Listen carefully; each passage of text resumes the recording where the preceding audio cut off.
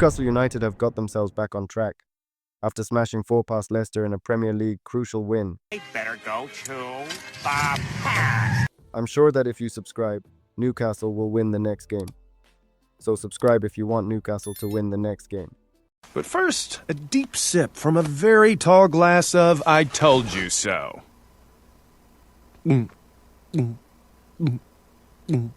Oh my God, please, Dad, come on! Newcastle's future is about to get exciting, from breaking down the left side revolution, to discussing the hidden truth behind Newcastle's secret glue, to revealing why Eddie Howe was furious after the game.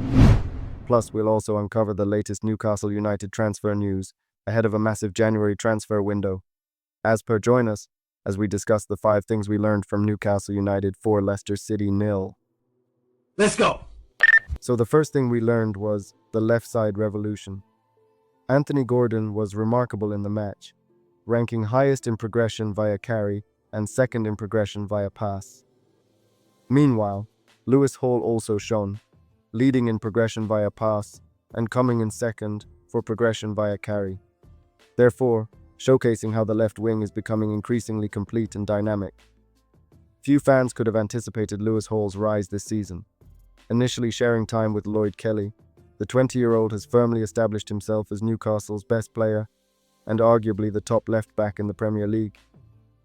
His recent performance was outstanding, with a 9.0 match rating, 1 assist, 1 clearance, 1 blocked shot, 2 tackles, 0 times dribbled past, 112 touches, 75 out of 89 accurate passes, meaning an 84% passing accuracy, 5 key passes, 2 out of 3 accurate crosses, 4 out of 7 accurate long balls, 1 big chance created, 5 out of 5 ground duels won, and 2 out of 5 aerial duels won.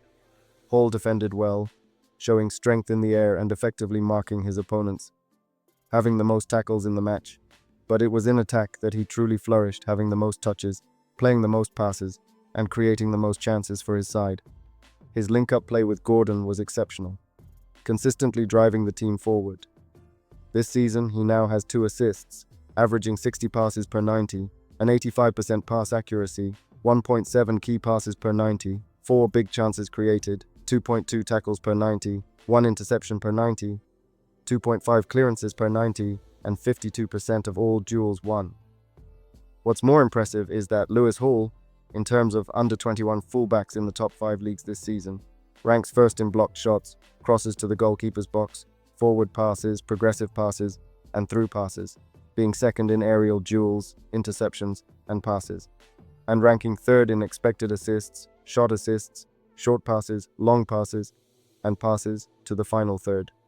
He is definitely on track to secure a long-term role in the England national team. Then, despite appearing to solidify his place as a contender for the England left wing spot over the last few months, Gordon has been relatively quiet for Newcastle this season. Before the match, he mentioned that transfer talk had been affecting his performances. This year about my future, where I'm going, where I want to go, without anyone actually asking me. It's all just not just leave me to play football. I just want to be happy, play football. I love it here, I've said plenty of times. I think with the speculation, people assume that it's all correct, when you've never heard from me once that I'm unhappy at this place. I love everyone here. I love playing football here, and that was all that was. It sounds from the way you're talking there. I know you're delivering that answer with a smile on your face, but it sounds as though it's frustrated you a little bit. No, it has. It's took me away from enjoying my football this year, and I think that's where sort of the inconsistency has come from, because I've got caught in that a little bit. But yeah, I just want to play football, especially for Newcastle. Yeah, I think the manager's in fact, he's actually said that at his press conference a couple of times. He said that he feels there's almost been a bit of a hangover from the summer. Yourself, Alexander Isak, Bruno Guimaraes, all linked with moves away from the club, and yet you're all still here. And he thinks that's perhaps individually maybe affected you a little bit. Yeah, I totally agree, because we're only human. I'm only 23. All I've heard is when is he leaving? Which is, who said I was ever going to leave? Do you know what I mean? I'm very, very happy here. I love this place. I love playing football here. I think probably Alex and Bruno think the same thing. But like I said, we're all young, we're all human beings. So if we hear people talking about that, it sort of questions our character. It's hard. However, he channeled this frustration into a fierce display against Leicester, actively seeking opportunities to cut inside and shoot with his right foot. While he didn't score, Gordon played a pivotal role in setting up Murphy for the first goal and contributed to all 4 goals, even if only officially credited with 1 assist. He was electric throughout the match, setting the tone early on and proving to be a constant threat alongside Hall on the left side. Having an 8.0 match rating, 1 assist, a 95% passing accuracy, 4 chances created and 4 shots. As Anthony Gordon now ranks in the 88th percentile for expected goals and expected assists, 84th percentile for attacking actions, 82nd percentile for progressive runs, 82nd percentile for successful dribbles, and 80th percentile for key passes. The synergy between Gordon and Hall could be crucial for Newcastle as they look to turn around their season. Then the second thing we learned was Newcastle's secret glue. Sandro Tonali is the glue in Newcastle's structure, bridging the gap between defense and attack and providing a solid platform for his teammates to flourish. In recent weeks, fans have been puzzled by Sean Longstaff's inclusion ahead of Tonali, especially given the noticeable quality difference between the 2 players. However, any speculation about Tonali's unsettled status at the club seems to have dissipated, as he, like Lewis Hall, continues to improve his game. Against Leicester, Tonali showcased why he cannot be dropped. He appeared composed at the base of the midfield, always available to receive the ball and consistently making the right decisions. With a 7.5 match rating, 97 touches, 91 passing accuracy, 1 key pass, 4 accurate long balls, and 4 out of 7 duels won. Defensively, he also had 100% tackles won, 3 interceptions, 12 recoveries, and only being dribbled past once. He was a workhorse, completing only his second full 90 minutes of the season. This performance suggests he is poised for increased playing time in the coming weeks. Tonali's presence in a deep number 6 defensive midfield role also allowed Bruno Guimaraes to thrive. Guimaraes has been vocal about the team's performances lately, and while he hasn't yet reached his personal best this season, his display against Leicester was an improvement for both him and the team. He added a crucial second goal in the 47th minute, scoring a header reminiscent of his first Newcastle goal over 2 years ago. Having a 7.5 match rating, 1 goal, 1 chance created, 4 out of 7 duels won, 7 passes into the final third, 22 out of 27 accurate passes in the 64 minutes he played. While he was somewhat quiet on the ball, his defensive solidity was evident, and there is still more to come from him this season. Overall, Bruno Guimaraes is now the second midfielder with the most goal involvements, 34, in the Premier League since his debut in the competition. He has played 102 games, scoring 17 goals and providing 17 assists, with 132 decisive passes. He ranks first in duels won with 736, first in being fouled with 285 fouls suffered, and third in balls recovered with 630. He also averages a SofaScore match rating of 7.29. Amazing feeling. It was good to play at St. James Park. I think the team showed how capable we are to deliver performance like that. Very pleased for everyone. I think we played very, very well, especially the beginning of the second half. Very, very happy. We have to keep it up because we have more 4 games until the new year. So we have to keep this in the same way. Already a very good and important game on Wednesday. So we have to be ready to go again. 4 goals today, all very well worked ones too. Just how encouraged were you with the strikes, particularly at the start of the second half? Yeah, good. Speak about me, very happy to score again. Happy for all. He deserved to score. I think we worked too hard this week to step up. I think everyone delivered a very good performance. Very happy for everyone. Another header against Leicester as well. Just how key was the timing of that goal though, particularly after the restart? We worked hard set piece this week.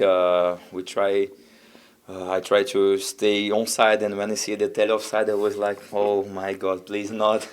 I want to score. I was missing this feeling for me. It's always very good when I score, especially at home. They know how much I like the defense here. I know how much they like me as well. So, unbelievable moment for me. Very pleased. Another header against Leicester.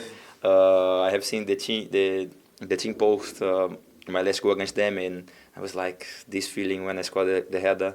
some years, 2 years ago was massive, and today was very pleased to score again. Particularly that period in the second half where it looked as if you were going to score on every attack you made. Were you pleased to see that, and does it show how dangerous this team can be when they're firing on all cylinders? Yeah, of course. I think when we are on it, we are very good team. We are the same players, the same manage, the same way. So we have to find a way to be always consistent. I think today we were very consistent. We didn't give them too much space with the ball. I think they were very uncomfortable because we was always there trying to regain the ball high in the pit. So yeah, very pleased for the team performance. I think everyone did a very good job. And after last weekend's result against Brentford, just how much character and resilience did the team show to bounce back in strong fashion? Yeah, it's no easy when you lose a game that, in my point of the view, we should win. So we work hard this week. I'm being very, very honest with you to be in our best again. I think we have to get back to wins, and if you do this, we of course gonna have more confidence, and our best players gonna be always good for the team. And a clean sheet to round off a comfortable victory. Just how important was that for the group, given a run of no clean sheets? Yeah, massive. I think in the last 2 games against Liverpool and Brentford, you concede a lot. This is not our standard. We work hard. We have to defend like our lives depend on it. So today I think everyone worked hard without the ball. The manager was very happy with our performance, especially without the ball. I'm happy too. Yeah, we always was a team that's not conceded too much. We have to get our basic right again, and we show it today. And I'm very happy for the team. It's Brentford up next in the Carabao Cup, a big opportunity to reach the semi-finals of that competition. But I imagine it's the one you'll no doubt relish. Yeah, of course. If you can do another semi-final, gonna be 2 in 3 years. I think this is massive for the club. Of course, it's not too easy. Brentford have been very good this season, but I think at home with our fans behind us, we can do this. I'm very confident for the game, and I hope we can get another semi-final for this club. Together, Tonali and Guimaraes are beginning to form a dynamic partnership that could be pivotal for Newcastle's success. Then, the third thing we learned was the direct Jacob Murphy. Tyno Livramento has had a mixed start to the season, even after making his England debut during the last international break. While he has yet to reach the heights of his previous season, his place in the team seems secure for now. Against Leicester, Livramento was defensively solid with 3 clearances, 1 blocked shot, and 0 times dribbled past, but struggled to contribute offensively, losing the ball on 12 occasions and completing just 20 passes, 0 accurate crosses, and only 1 out of 7 duels won, thereby having a 6.6 match rating. At only 20 years old, he still has plenty of time to develop and is likely to be Newcastle's right back for years to come. Although he couldn't establish a partnership with Jacob Murphy on the right, Murphy managed to shine in the match. Jacob Murphy has often been a source of frustration for fans, but on his day, he can deliver performances worthy of a starting spot. The right wing position remains a concern for Newcastle, with both Murphy and Miguel Almiron lacking the impact seen from other Premier League right wingers. However, against Leicester, Murphy was impressive overall. As Newcastle sits third in direct attacks, one player who personified that is Jacob Murphy. He could have easily scored a hat-trick. In the match, he had an 8.3 match rating, 2 goals, 13 accurate passes, 2 chances created, 4 shots with 2 on target, 36 touches, 5 touches in the opposition box, 1 pass into the final third, 1 out of 2 accurate crosses, 100% accurate long balls, 2 clearances, 2 headed clearances, and 2 recoveries. For context, Jacob Murphy has more goal or assist contributions this Premier League season than Garnacho, Rashford, Trossard, and Martinelli. Murphy seemed to benefit from Newcastle's overload on the left, which pushed Leicester's defense into that area, creating space for him. This was also a great shout to Alexander Isak, who consistently attacked from the left, contributing to the overall fluidity of Newcastle's play. Having the most successful dribbles, his dribbling is actually underrated. There's no centre forward on the planet who carries the ball as well as he does. In fact, there aren't many wingers either. Alexander Isak, despite missing a clear-cut chance in the first half, His silky dribbling and playmaking earned him an assist. He arguably should have registered at least 3 assists if not for his teammates' missed opportunities. Isak's contribution included a goal, making his performance nearly perfect. Having the highest XG, a massive 9.0 match rating, 1 goal, 1 assist, a scary 6 out of 8 successful dribbles, 4 key passes, 2 big chances created and 7 duels won.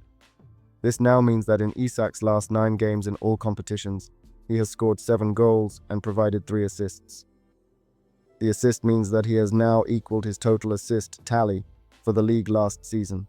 These contributions mean that he joins fellow Newcastle players who have scored a goal, registered an assist, and created 4 or more chances in a Premier League game this decade. His recent form suggests he is regaining the level of play that places him among the top strikers in the world. Together, the combination of Murphy and Isak, along with the left side synergy between Gordon and Hall, highlights the attacking potential within the team as they aim to solidify their position in the league. Then moving on to the defensive selective dilemma. So it was recently revealed that Nick Pope will be sidelined for a month after injuring his knee against Brentford last weekend. The goalkeeper damaged his knee ligaments while making a save and was unaware of the extent of the injury at the time, and he was replaced by Martin Dubravka against Leicester. Dubravka was making his first competitive appearance for Newcastle since October 1st and managed to keep a clean sheet. Despite the 7th match rating, in fairness, he had very little to do, making only 1 save from Casey McAteer's low drive. His distribution was strong, with 93% passing accuracy, but he wasn't forced into much action overall.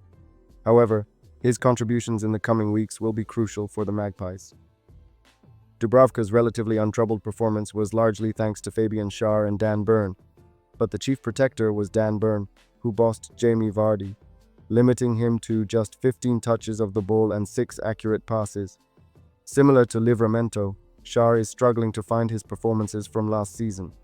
Having a 6.9 match rating, defensively he had 1 clearance, 1 interception, and 1 time dribbled past.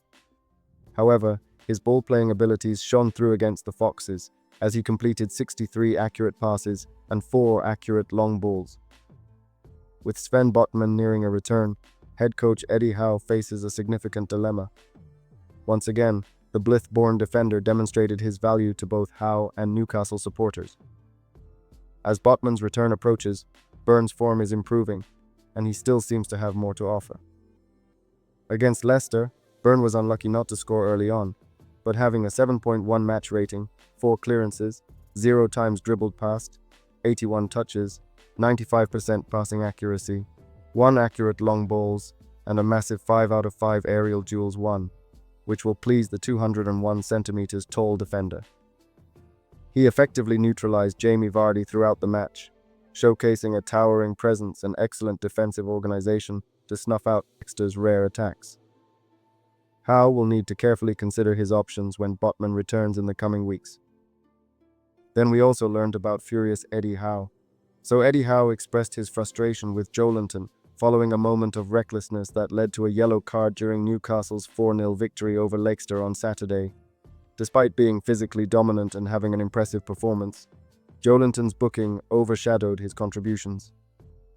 Against Leicester, Joelinton was instrumental in the midfield, showcasing his skill and presence. He was unlucky not to secure an assist when Alexander Isak missed a golden opportunity from his through ball. Overall, the Brazilian was excellent, having a 7.6 match rating, completing 93% of his passes, 2 key passes, including 1 big chance, attempting 3 shots, 2 duels won, and making 2 clearances. He only lost possession 4 times throughout the match, which was the lowest of any Newcastle player in the game. However, his late challenge on James Justin in the 71st minute proved costly. With Newcastle already leading 4-0, the challenge was unnecessary and resulted in Joelinton receiving a yellow card, which means he will miss the upcoming away trip to Ipswich. Howe's frustration was compounded by the fact that he had just warned Joelinton not to get booked moments before the incident occurred. After the game, Eddie Howe recounted, "It's bizarre how things work. I'm talking to him from the side. He's right in front of me and I'm saying, 'Joey, don't get booked.' And he's like, 'Don't worry, I won't.' 2 minutes later, he gets booked. You just couldn't make it up." Despite the disappointment of losing Joelinton for an important away game, Howe noted that this absence might allow the midfielder to return to his normal style of play without the pressure of avoiding bookings. In some senses, sometimes these things happen. I'm disappointed to lose him because he's a player we need in every away game, but at least he can now play free and play his normal game. As Newcastle dominated in possession, expected threat momentum, ball progression the opposition half, expected goals, passes, and more importantly, goals, Eddie Howe spoke after the game, saying, "Yeah, really pleased. After last week's disappointment in every respect, result, performance, today was a really good response from the players. I thought from start to finish, I thought we deserved to win today. A good attacking performance, a good defensive performance. So goals and a clean sheet, it's been a good day." 4 goals in total, 3 shortly after the restart. How pleased were you with that succession of goals in the second half period? Yeah, really pleased. It was important. 1-0 at half-time should have been more, in my opinion. The game's always in the balance at 1, so the second goal was massive for us. Again, a really work set play, so really delighted with that, and really pleased for Bruno as well to get his first goal of the season. And then the fact we got 2 more quick-fire goals was reminiscent really of last season, and a lot of home games for us, we were sort of specialists at scoring quick-fire goals and changing games really quickly, so good to see us return to that. Bruno scored a memorable header against Leicester a few seasons ago. Just how key was the timing of that goal just after the restart? Yeah, I think it was important because no doubt they've had their tactical plan tweaked and changed at half-time, but it sort of nullifies that and gives us extra confidence, hopefully, to go on as it did. So, yeah, delighted with the response at half-time. And once that second goal went in, obviously Alexander scored straight after that and then another goal afterwards. Did you really sense that belief, that the drive to keep going, because it looked like on every attack you were going to score?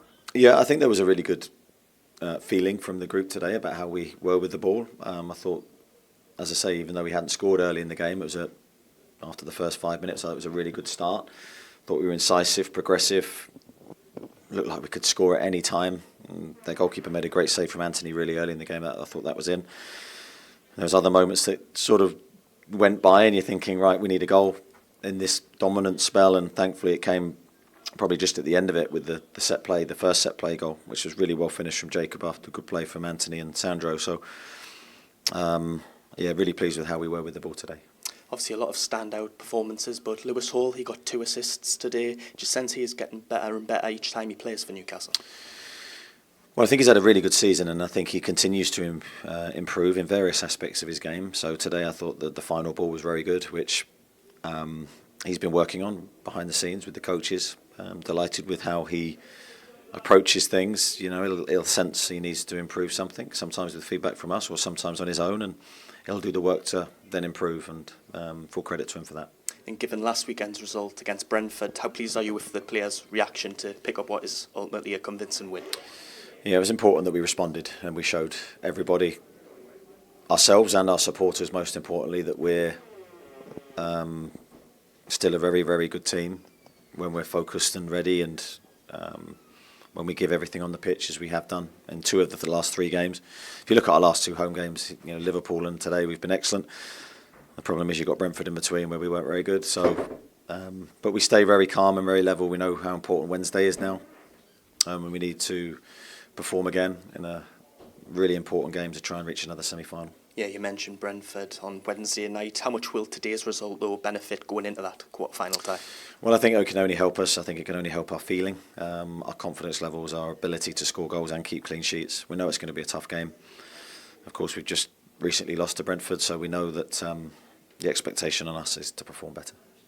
Then in some Newcastle United transfer news, scouts from both Chelsea and Newcastle United were busy in Europe on Tuesday evening, keeping tabs on an incredibly impressive Champions League performance. Despite Chelsea's brilliant league position under Enzo Maresca right now, the club are unlikely to stand still when it comes to strengthening their squad. Similarly, Newcastle would love to welcome some fresh talent at St James's Park in the near future, even if Eddie Howe is unlikely to spend in January, a message peddled from Newcastle's chiefs. Nonetheless, TBR Football understands that both clubs alongside Manchester United were in attendance to watch Club Brugge's impressive win over Sporting CP on Tuesday. Chelsea and Newcastle continue checks on Club Brugge's Joel Ordonez. More than 20 clubs were represented at the Jan Breidel Stadium. to see Brugge record a 2-1 victory over Ruben Amorim's old side, who have struggled since his departure. In particular, both Chelsea and Newcastle were at the game to continue their checks on Bruges' highly rated Ecuadorian centre-back, Joel Ordonez. 20-year-old Ordonez emerged from Independiente de Valle's academy in Ecuador in recent years, the same path trodden by Moises Caicedo.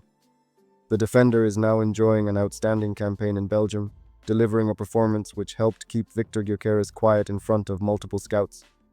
Of course, Chelsea and Newcastle also had the chance to check on Sporting during their 2-1 defeat, a side whose starting 11 included a raft of players they have long-term interest in. Then finally, if you want to know about a superstar's agent who has dropped a massive transfer boost for Newcastle United, or how Lewis Hall became the scariest left-back on the planet, click one of the videos on screen now. Choose your destiny.